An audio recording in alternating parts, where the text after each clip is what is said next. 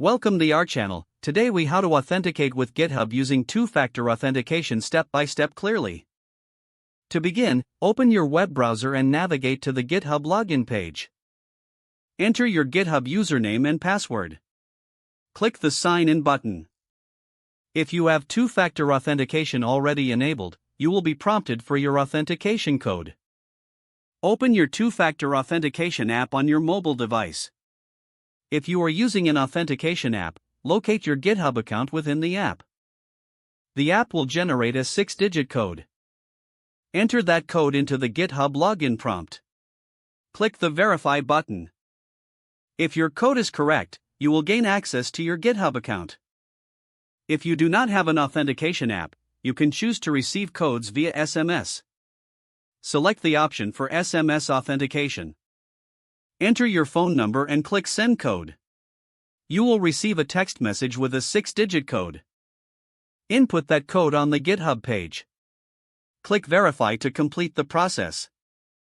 If you want to avoid entering a code every time, you can choose the Remember Me option, if available.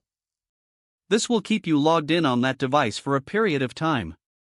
If you lose access to your phone or authentication app, GitHub provides recovery codes.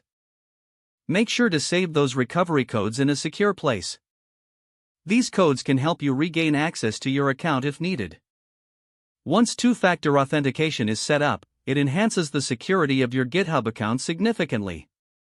You can always revisit the security settings in your GitHub account to manage your two-factor authentication options.